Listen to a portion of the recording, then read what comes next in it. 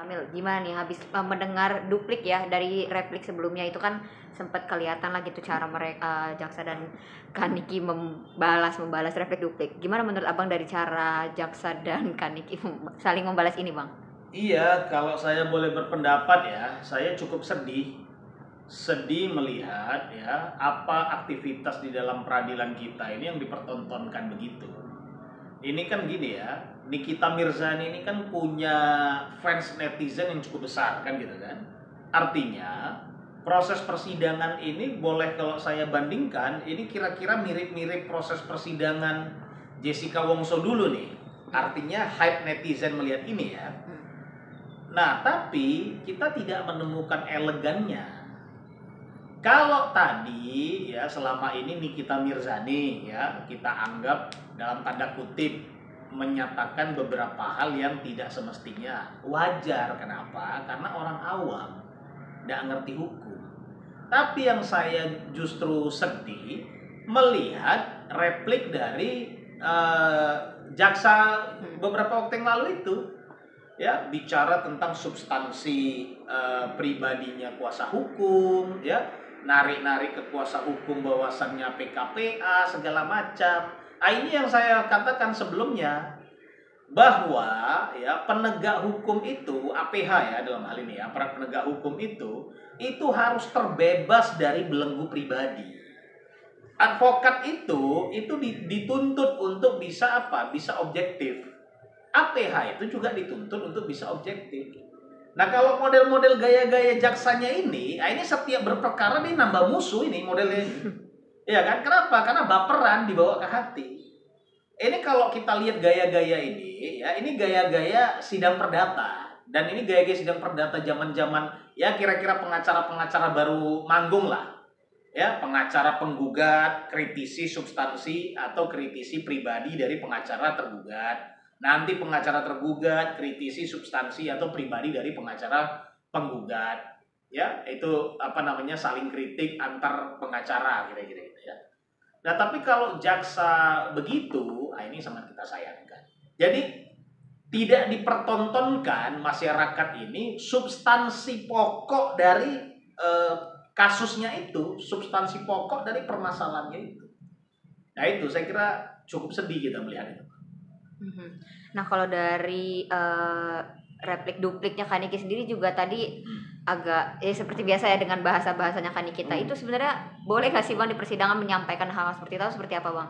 Ya gini, sebenarnya ya harusnya hakim juga bisa menyela itu. Kenapa? Walaupun diberikan kebebasan ya bagi pihak untuk kemudian membacakan repliknya, terus kemudian bagi terdakwa membacakan dupliknya ya, tapi tetap harus ada koridor tata krama etika yang dipertahankan di situ. Ya, contoh Nikita berulang kali menggunakan diksi ya, jaksa yang gendut itu. Nah, ini kan juga tidak boleh berulang kali begitu. Walaupun memang tidak ada tendensi pidananya atau tidak ada tendensi hukumnya, kan gitu kan. Lalu kemudian ini jaksa matanya harus diperiksa gitu ya. Lah jadi apa ya? Ini lebih kepada dramatisasi, mungkin karena Nikita ini artis gitu ya, supaya masyarakat netizen-netizen yang nonton itu juga nggak boring mungkin, supaya ada hiburan. Tapi secara hukum ini tidak mendidik. Nah, saya melihat replik dan duplik yang disampaikan ini ya, ini adalah substansi hukumnya itu karena kita orang hukum ya. Substansi hukumnya itu adalah membantah dalil-dalil.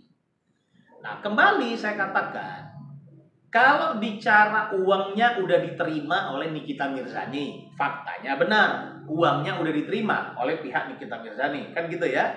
Tapi apakah diterimanya uang itu adalah pemerasan? Nah, ini kan yang perlu kita kaji lebih dalam. Saya tetap dengan pendapat saya bahwa ini bukan pemerasan, tapi ini suap menyuap. Undang-Undang nomor 11 tahun 1980. Itu undang-undang masih sah bisa digunakan. Poin di dalam undang-undang itu begini, salah satunya adalah bicaranya tentang hal-hal yang bersifat umum. Nah, hal-hal yang bersifat umum ini unsurnya masuk dalam perkara ini. Kenapa? Karena si Nikita Mirzani ini diberikan uang untuk tidak membeberkan, kan kira-kira gitu kan, untuk tidak membeberkan suatu hal kepada masyarakat umum. Nah itu kan kepentingan umum tuh. Suatu hal itu apa? Apakah produk dari si Reza Gladys ini mengandung bahan-bahan yang tidak semestinya? Ini jangan disampaikan ke masyarakat umum. Nah ini kan untuk kepentingan umum nih. Jadi Undang-Undang Nomor 11 tahun 80 itu sangat bisa digunakan gitu. Nah jadi gini, kalau kemudian yang dititik beratkan, ya, yang dititik beratkan itu adalah bicaranya si Nikita Mirzani soal kesepakatan angka, lalu kemudian itu dikatakan pemerasan, ini gagal paham kita. Substansinya dulu, peristiwanya dulu. Yang mendatangi Nikita Mirzani adalah Reza Gladys. Ya, Reza Gladys yang mendatangi dengan katakanlah berbagai cara. Seketika dia mendatangi, lalu kemudian dia bicara, dia minta menyebutkan angka, kan gitu. Nikita Mirzani tidak menyebutkan angka sebelum dia minta.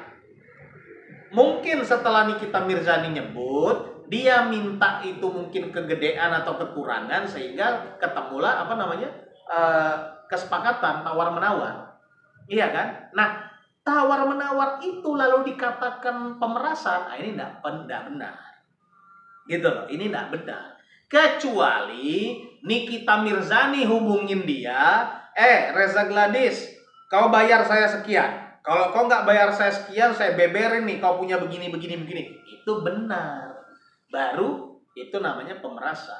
Tapi apakah yang dilakukan Nikita Mirzani dan Reza Gladys ini suatu hal yang benar? Enggak juga. Makanya saya lebih condong kepada apa? Peristiwa ini adalah peristiwa suap menyuap. Bukan juga peristiwa bisnis. Kalau peristiwa bisnis, ya namanya kesepakatan. Tapi kesepakatan yang melanggar hukum ini kan juga nggak bisa dibilang bisnis. Ya kan? 1320 itu, perdata itu adalah suatu hal yang halal. Ya, poin 4 itu adalah suatu hal yang halal. Dalam konteks suatu hal yang halal, suatu hal yang tidak melanggar hukum. Nah sekarang diminta untuk tidak menyebarkan sebuah berita di mana berita ini mengandung untuk menyelamatkan masyarakat. Ini kan melanggar hukum juga. Ya kan? Jadi ini poinnya, seseorang menyuap seseorang lagi. Reza Gladys menyuap Nikita Mirzani. Jadi kalau Nikita Mirzani besok dijatuhin hukuman, si Reza Gladysnya juga harus dijatuhin hukuman. Karena kalau tidak, repot, Pak. Jangan-jangan besok begini, datang klien ke seorang pengacara, ya, pengacaranya memberikan tarif, katakanlah memberikan tarif 1 miliar, ya, pengacaranya lalu bilang, aduh, Bu, ini kalau Ibu nggak jadi pakai saya, pihak lawan Ibu sudah kontak saya untuk mau pakai saya, ya kan? Nah ini biasa terjadi. Lalu kemudian apakah yang begitu juga nanti bisa dilaporkan pemerasan? Iya kan? Nah ini kan nggak pas gitu loh ya. Analogi ini yang kemudian kita mesti bongkar paradigmanya di masyarakat. Sekali lagi saya mau bilang, yang dilakukan Nikita Mirzani nggak benar. Saya nggak membenarkan yang dilakukan Nikita Mirzani. Tapi yang dilakukan Reza Gladys juga salah. Apalagi tadi ya dalam dupliknya PH dari Nikita Mirzani itu menyatakan bahwa ada hal-hal yang disampaikan oleh Reza Gladys yang tidak sesuai fakta. Jangan tunggu, laporkan secara pidana itu memberikan keterangan palsu. Gitu loh. Ya kan kalau yakin jadi gunakan aja langkah-langkah hukum apa yang ada. Gitu, Pak. Oke. Nah ini kebetulan udah di tahap akhir ya Bang ya. Tadi di ujung juga ternyata pihak kita mengajukan amicus itu Bang. Itu ya, menurut Abang amicus curiae itu gimana Bang menurut Abang? Apakah itu langkah yang tepat mungkin secara hukum, secara prosedural gimana Bang? Gini, amicus curiae ini kan, ini sebenarnya tidak ada landasan hukumnya. Ini sebuah kebiasaan aja ya. Kalau ditanya landasan hukumnya apa, nggak ada. Sependek pengetahuan saya nggak ada landasan hukumnya. Tapi amicus curiae ini biasanya itu diajukan oleh pihak dalam hal ini kalau pidana ini selalu diajukan oleh pihak terdakwa biasa. Itu apa? Untuk menjadi pertimbangan hakim yang meringankan. Nah, biasanya amicus curiae ini dimohonkan atau dimintakan dibuat ya. Si pembuatnya itu adalah orang yang berpengalaman di dalam bidang peradilan. Jadi contoh, apakah mantan hakim agung gitu ya, atau mantan hakim senior yang kira-kira amicus curiae-nya ini dihormati oleh hakim gitu. Jadi sebegitu pandangan dari orang yang dihormati hakim ini itu dianggap bisa mempengaruhi dalam tanda kutip ya, mempengaruhi keyakinan hakim. Ya tapi kembali lagi, kalau yang membuat ini bukan orang yang dihormati oleh hakim, ya nggak ada gunanya juga itu. Ya, tapi apakah ini langkah hukum ini tepat atau tidak? Ya tepat. Kenapa? Inilah kira-kira tameng pamungkas terakhir yang bisa digunakan. Biasanya amicus curiae ini juga nanti ketika umpama sudah ketok palu vonis, pihak terdakwa ini mengajukan banding, apa yang dibuat di amicus curiae ini juga menjadi bagian dari memori banding oleh si terdakwa. Jadi apa yang diajukan amicus curiae ini saya kira tepat, tapi tinggal lagi yang memberikan itu siapa atau yang membuat amicus curiae-nya siapa. Kalau dia bukan orang yang kira-kira dihormati dalam tanda kutip oleh majelis hakim, ya nggak ada gunanya. Tapi kalau yang bikin, katakanlah ya contoh Pak Mahfud MD yang diminta untuk membuat itu ya, yang kemudian cukup dihormati oleh para hakim-hakim, apakah itu berdampak? Ya sangat berdampak. Nah gitu. Jadi posisi amicus curiae itu begitu Pak. Kalau ditanya landasan hukumnya ada nggak? Nggak ada. Nah ini hanya sebuah kebiasaan aja. Gitu. Terakhir nih Bang, satu lagi. Artinya udah menjelang vonis gitu ya, menjelang vonis, tinggal itu saja ya langkah mungkin dari ini kita yang bisa dilakukan untuk menyelamatkan posisi hukumnya lah terdakwa gitu Bang. Ya kalau saya lihat ya, sepengalaman lah ya, sependek pengalaman lah ya, hakim akan melihat bahwa apapun ceritanya uangnya diterima oleh Nikita Mirzani. Makanya saya selalu bilang, kita ini dalam peradilan di Indonesia ini mau kemana kita ini sekarang? Ya, saya terus terang saya bilang Pak ya, makin kemari saya makin sedih lihat sistem peradilan kita ini. Kenapa? Hakim ini tidak lagi mau untuk kemudian membuka fakta, ya, membuka tabir-tabir kebenaran, itu nggak mau. Kira-kira dalam tanda kutip nggak mau kerja capek gitu Pak.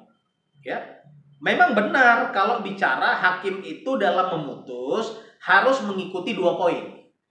1, dakwaan yang dibuat jaksa. 2, fakta persidangan. Apakah hakim boleh memutus di luar dakwaan? Boleh. Kenapa nggak boleh? Ya kan? Kalau hakim nggak boleh memutus di luar dari dakwaan, tentu nggak ada putusan bebas. Tentu nggak ada putusan lepas. Iya kan? Kita pernah lihat ada beberapa kasus, salah satu kasus pencurian dengan pemberatan.